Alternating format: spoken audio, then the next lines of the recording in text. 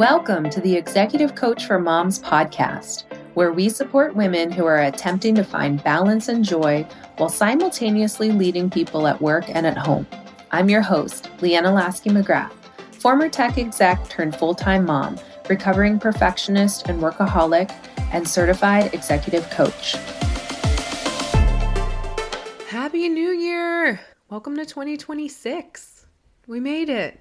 It's so great to see you. I'm so glad you're joining me for the very first day of this new year. I love New Year energy. I just think that there's so much hope and optimism. I think especially coming off of a year like 2025, we feel like let's put that in the past. Let's look forward to what we can create in this new year, what we can do better, how we can make the world better. So I am excited about this new year, and I hope you are too.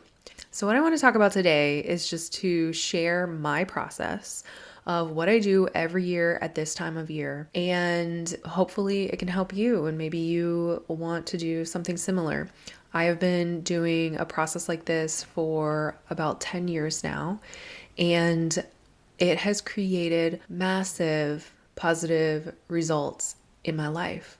It brings me closer and closer to my dream life, and it helps me to live in alignment. It helps me to stay on track, and also just to support myself in asking myself the questions of what do I need and how do I continue moving this forward, and what do I want to set down and what do I want to carry forward into the new year. So the first part of my process is all to look back on the previous year. I think that especially as high achievers, we like to charge forward. We just love forward progress. That's our default, and we just want to keep on going. And so before we plan what's next, I think it's really important to look back at what actually happened, because if we don't stop and check in and evaluate, then we're going to keep repeating the same mistakes that we have in the past. We are not going to be able to really tangibly see how far we've come, because when we make incremental progress throughout the year, it's very easy to overlook that. And it's really important that we celebrate ourselves and we celebrate our accomplishments, because that gives us energy and momentum and fuels us for future accomplishments. So I read this book several years back called Flawless Execution, and it introduces the model used by the United States Air Force. And if you think about the Air Force, accuracy is kind of important. It is crucial, because when mistakes are made, lives can potentially be lost. So I think that they have this model down pretty well, and I think it's something that we can use as well. The book is all about how to apply it to business, and I really enjoyed it, and I enjoy applying it in business as well as in my personal life. And the motto is to plan, brief, execute, debrief. So plan out your goals, figure out what you're going to do this year, brief, talk to the people around you, talk to your team members, your family members, yourself, make sure everybody understands what's happening, what the goals are, what the plan is, and then execute the plan. And then debrief. And I think that debrief step is so common for us to just skip over and move on to the next thing, start a new plan. And really, we want to jump right into execution most of the time. But when we skip over the debrief, we lose so much of the learning, because we don't synthesize it. We don't document it. We don't really crystallize it and make it a crucial part of our learning.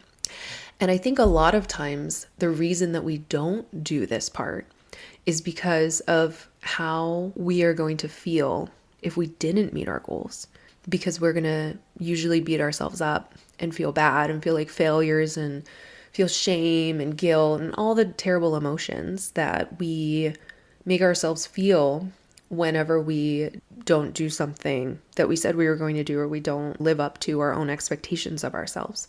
But that is all optional. We don't have to feel all of those terrible feelings in a debrief. If you had just done a project at work and you were debriefing it at the conclusion of the project, there's no need for it to be something where you're shaming everybody for their mistakes, right? Like, that feels terrible. No one would do that. No one would stay motivated to do the next project in a work environment.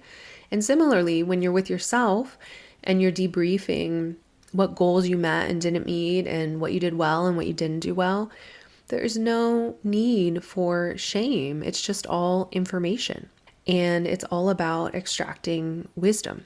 So I'm going to talk about my debrief of 2025. I'm going to talk about some of my big goals that I had for this past year and where I met the goals, where I came up short, so that you can hear how I'm thinking about it. So last year at this time, when I was looking ahead at 2025, I had 3 goals. I always like to set 3. I think 3 is attainable. It's a good number. It's my favorite number.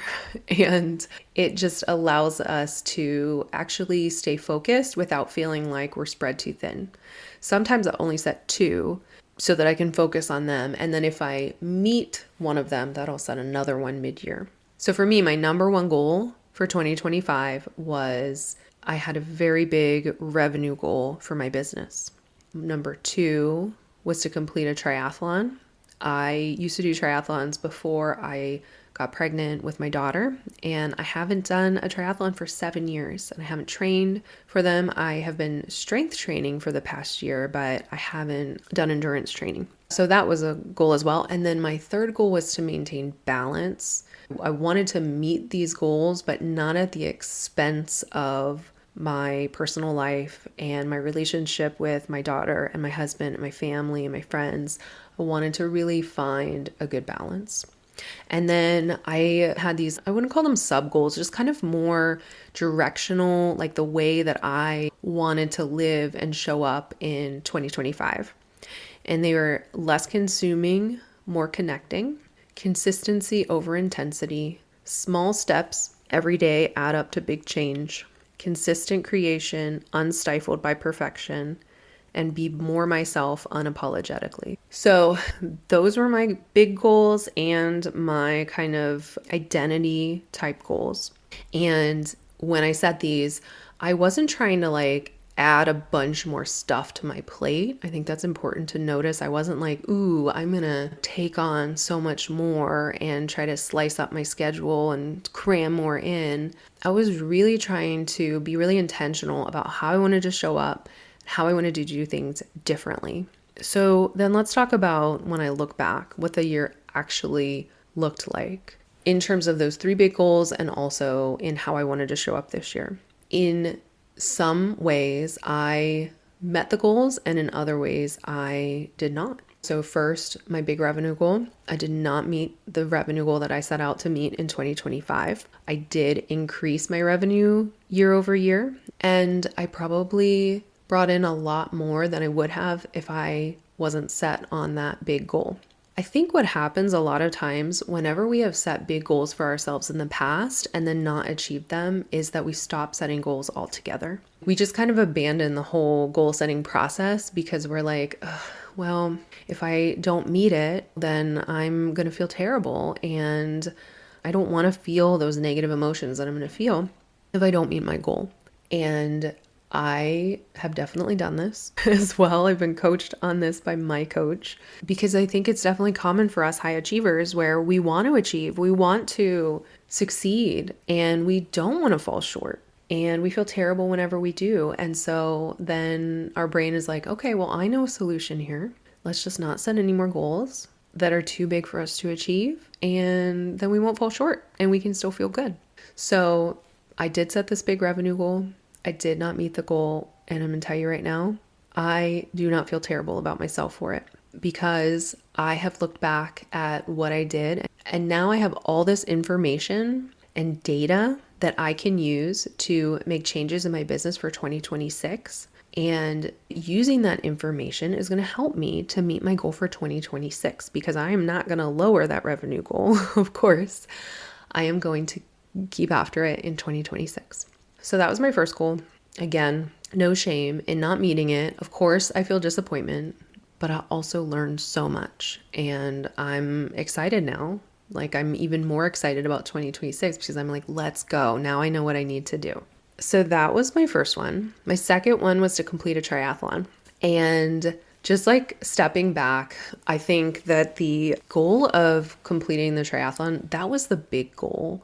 But there is a lot that goes into endurance training for a multi-sport event. So when you're doing triathlon, it's swim, bike, and run. I also have started incorporating a lot of strength training. I have really kind of fallen in love with strength training, which I never thought I would say, but I wanted to incorporate this time. So I was essentially having 4 different kinds of workouts every week to try to fit into my schedule and prioritize. And because it was one of my big goals, I was prioritizing it. And because balance was one of my big goals as well, I was also finding ways of like, how can I incorporate my daughter in this training? So whenever possible, if I was going for a swim session on the weekends, then I would have my husband bring her to the pool as well, and they would go play in the kiddie pool, and I would do laps, and then we could play together afterwards.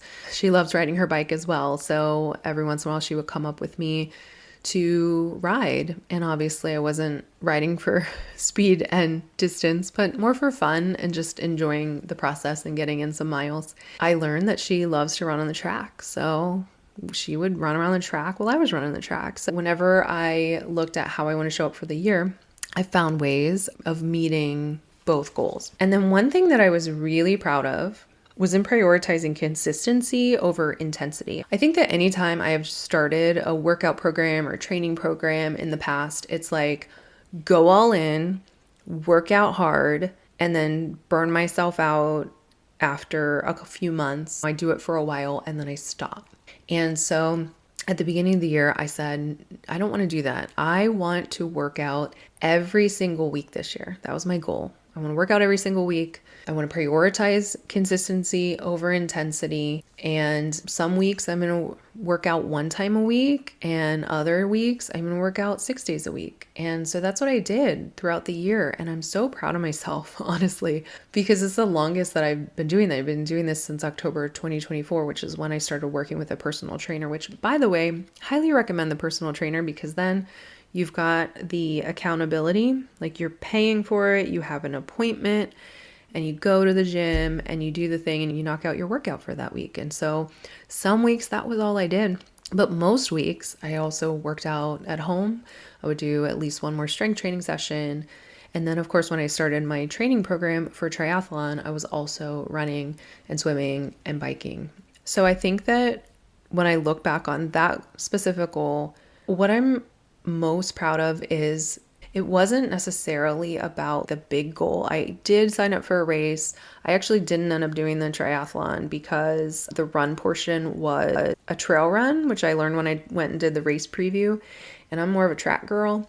It rained all week before that and overnight. And so it was really muddy. I just had a hip surgery a couple years back. And the race director was like, people always get hurt on this. Like someone will always fall.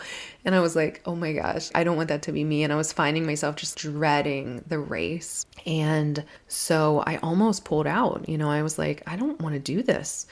And then I realized, you know what? I do want to do this. I just don't want to do the run portion. That's just the part I don't want to do. I really want to do the bike and the swim. So they have an aqua bike option for this race. And so that's what I did. I just switched my registration to that.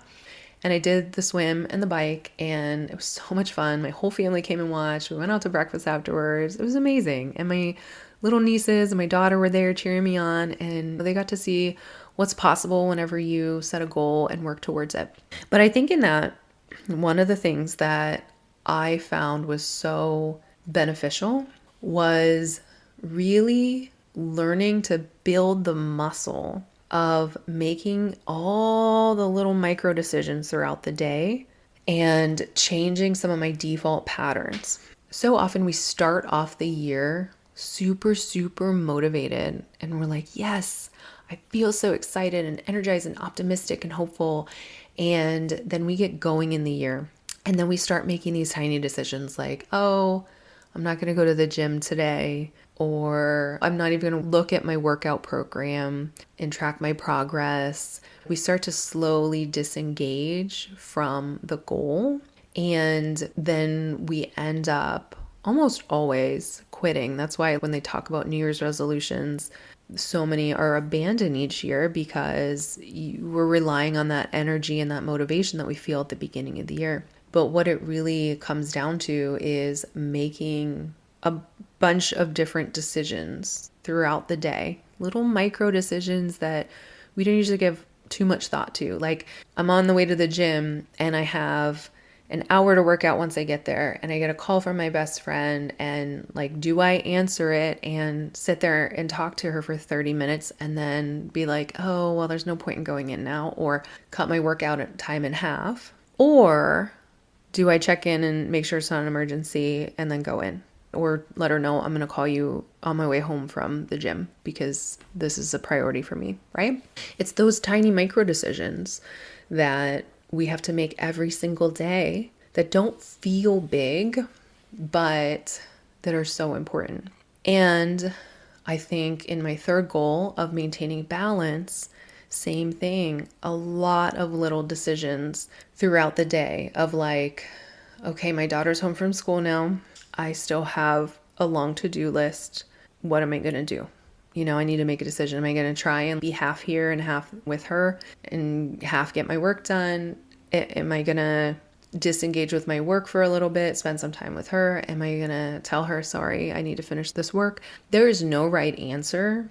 Although for me, probably 99.9% of the time, there is a wrong answer, and that is trying to split myself into doing two things at the same time. But what I choose in those moments add up over time and lead to me feeling balanced or totally out of balance. Obviously, maintaining balance is very subjective. And so in terms of that goal, for me, I felt like I maintained a good balance this year.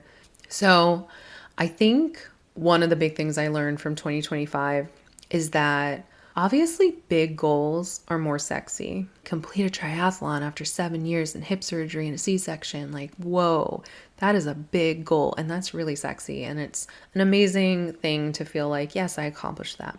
And also, I feel so much more proud of myself, honestly, for maintaining a consistent workout routine all year long and for honoring myself and choosing myself day in and day out. Not every day, not perfectly, but I did it every single week this year. And to me, that is a huge win. And so I think that sometimes, of course, like set your big sexy goals, but also when we only focus on the big sexy goals, sometimes they feel super overwhelming and we might put all of our eggs into that basket and then judge ourselves if we don't meet it. I mean, technically I did not meet 2 of my goals this year, but like to me, it's more about all of the habits that I created and practices and disciplines that weren't there before, that I didn't possess in 2024, that I intentionally worked to build that muscle. And I wouldn't have done that if I hadn't set the big goals. But it's like, do you see, the big goal isn't the point? One of my coaches always says a big goal isn't a place to get to, it's a place to come from. Because it's like, okay, if I am a triathlete, how do I approach my day today? It's like you're coming from that place. If I am a person who has balance in my life, how do I approach my day today? If I am a person who has this level of income and revenue into my business, what do I do today? How do I show up to today? They just help us to stay on track and to make decisions throughout our days. But the point of it isn't necessarily the big goal. The point of it is who we're becoming in the process and how we are changing ourselves in the process in positive ways to get ourselves closer and closer to our goals. Because I know that there are so many people out there who abandon goals when life gets hard. And I am going to tell you right now that prior to 2025, I was one of those people. I know that there are so many of us who we get started out at the beginning of the year and we feel so excited and so ready. And then something comes up or we get sick or our kids get sick. I know the flu is terrible this year. So some of you might be listening to this from your bed and we feel like, oh man, now I'm thrown out. I can't meet that goal. I'm totally off track.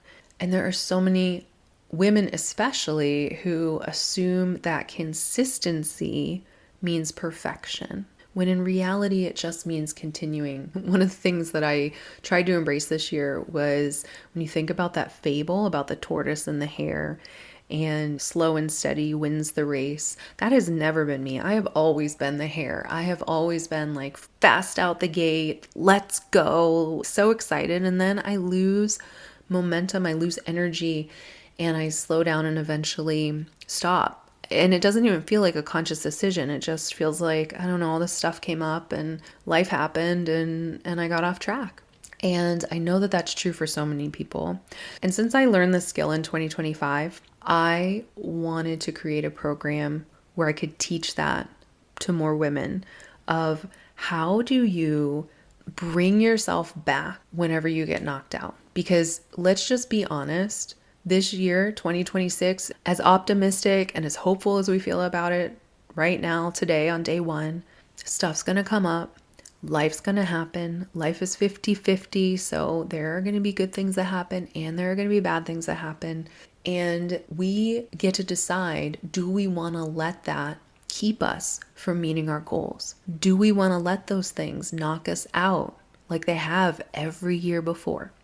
And if you want to make 2026 the year where you actually follow through and stick to those goals and learn the very important skill of bringing yourself back when you get knocked out, then I would like to invite you to join the January Reset for High Achieving Women, because that is what I'm going to teach you. Because I think that this is such an essential life skill. And what I want to do is to bring a group of high achieving women together, executives, moms, leaders, anyone who has goals for themselves that they want to achieve. If you want to learn this skill of how do I get myself back on track when I get knocked off? How do I shorten the amount of time that I'm knocked off track? How do I reduce that and get myself back faster? Then this is the program for you. I cannot tell you how excited I am about this program, because this is something that I have wanted for so long, and I finally know how to do it, and I finally have the formula, and I just want to teach it to you. And it's going to take more than a podcast episode. I think it will be so much better where we're in a container, where we can share stories, where you can see me coach you or other women who have been knocked off, so that way you can see how we get back on. You can feel it, you can experience it for yourself, so that throughout the year when it happens, you can do it for yourself. So if that sounds like a skill that you want to have, and I want you to have it, I want everybody to have this skill, then head on over to coachleanna.com and get registered. I always make my January program a very accessible price. It's the lowest price that I offer of any of my programs because I want everyone there. And as an added bonus for being a podcast listener, if you use the code podcast, you'll actually get a discount as well. So head on over to coachleanna.com, sign up. We have got to get you in this program. I want to teach this so badly to as many women as possible. So please tell your friends, invite them, tell everyone you know about this program, and come and join us. I cannot wait to see you there. Okay, so as we head into 2026, if you haven't already, please be sure to debrief 2025. Ask yourself questions like, what worked? What didn't work? What did you learn about yourself? What do you want to do differently in 2026? Real change does not come from having a perfect plan. It comes from small intentional choices made over and over again, even when life is happening, even when challenges arise. All right, everyone. Happy 2026. I hope to see you in the January reset. And I'm wishing you an amazing, amazing year.